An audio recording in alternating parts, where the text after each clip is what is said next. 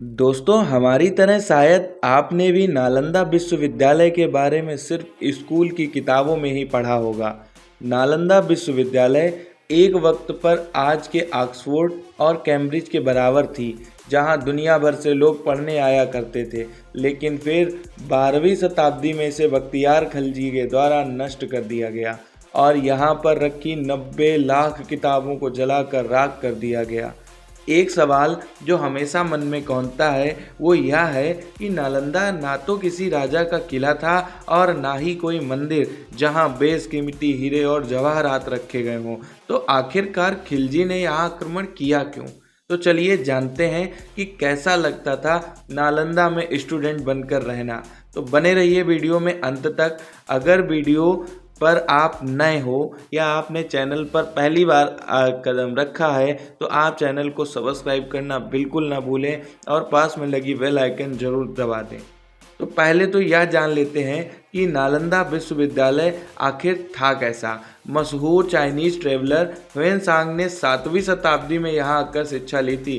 वे अपनी किताब में लिखते हैं कि नालंदा वो जगह है जहाँ महात्मा बुद्ध ने अपना तीसरा उपदेश दिया था और उसके करीब 1000 साल बाद 5वीं शताब्दी में कुमारगुप्त प्रथम के द्वारा नालंदा यूनिवर्सिटी की स्थापना की गई। नालंदा यूनिवर्सिटी में करीब 10,000 से ज़्यादा बौद्धिस्ट मॉन्क्स और 1510 से ज़्यादा अध्यापक रहते थे।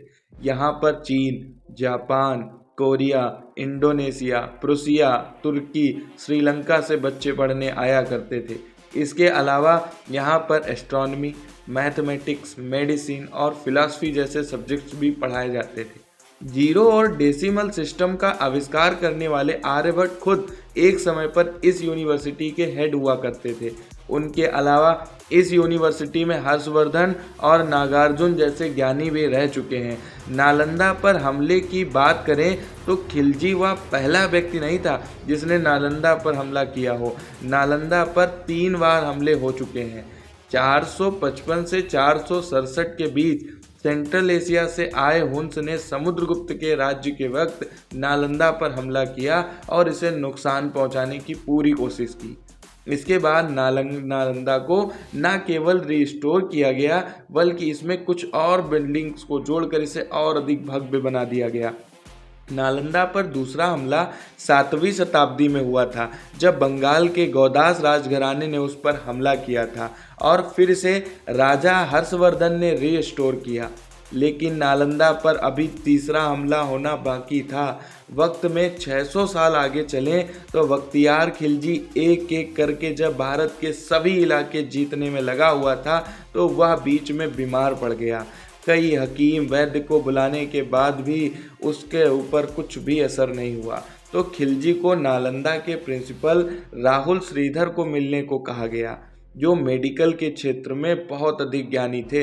खिलजी ने राहुल श्रीधर को बुलाया तो जरूर, लेकिन उन्होंने राहुल के सामने शर्त रखी कि वह उनकी दी हुई कोई दवा नहीं खाएगा। खिलजी यहाँ पर राहुल और नालंदा को चैलेंज कर रहे थे, लेकिन राहुल ने खिलजी की शर्त मान ली और उन्हें एक कुरान देते हुए कहा कि रोज़ उसके कुछ पन्ने आप पढ़िएगा, आप जल्द ही ठीक हो जाएंगे। बट ध्यान रहे, आप पेज पलटने से पहले अपनी उंगली को जेब से ज़रूर लगाएंगे। तो दरअसल श्रीधर ने खिलजी को यह नहीं बताया था कि उन्होंने कुरान के सभी पन्नों पर अपनी दवाई लगा रखी है और पन्ने पलटते वक्त उस दवाई के शरीर में जाने से खिलजी फिर से अपने पैरों पर खड़ा होने के काबिल हो गया। जब खिलजी को इसकी सच्चाई का पता चला तो उसने प्रण ले लिया कि वह राहुल के साथ साथ नालंदा का भी सर्वविनाश कर देगा। इतिहासकार मानते हैं कि खिलजी के इस कदम के पीछे का मुख्य कारण उसकी जलन ही थी। नालंदा में एक बहुत बड़ी लाइब्रेरी थी जो 3 मंजिलों वाली इमारतों के बीच में बनी हुई थी। इस लाइब्रेरी में लगभग 90 लाख किताबें हुआ करती थीं। खिलजी ने जब यहाँ पर आक्रमण किया तो यूनिवर्सिटी में रह रहे कई बौद्धिस्ट मॉन्क को कत्लेआम शुरू हो गया और वहाँ की लाइब्रेरी में आग लगा दी गई। इनमें से कुछ किताबें ऐसी थीं जिनकी केवल ओरिजिनल प्रतिलिपि ही वहाँ रखी थी। कहते हैं कि उपनिषदों की भी एक ओरिजिनल कॉपी यहाँ पर रखी थी, जिसे खिलजी की सेना ने बाकी किताबों के साथ जला दिया। इतनी सारी किताबों को जलने में लगभग 3 महीनों का वक्त लगा। उस वक्त करीब 700 साल पुरानी यूनिवर्सिटी को खिलजी ने इस कदर नष्ट कर दिया कि फिर उसे दोबारा खड़ा नहीं किया जा सका।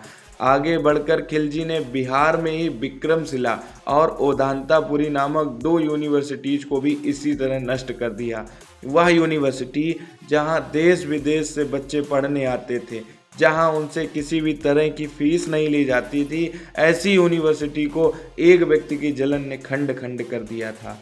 तो क्या नालंदा विश्वविद्यालय की तरह कोई दूसरी यूनिवर्सिटी आज तक खड़ी हो पाई है? अपना जवाब कमेंट बॉक्स में ज़रूर दें। उम्मीद है यह वीडियो देखकर आपको काफ़ी कुछ जानने को मिला होगा। अगर आपको ये वीडियो पसंद आया हो तो वीडियो को ज़रूर लाइक करें और चैनल को सब्सक्राइब करना ना भूलें।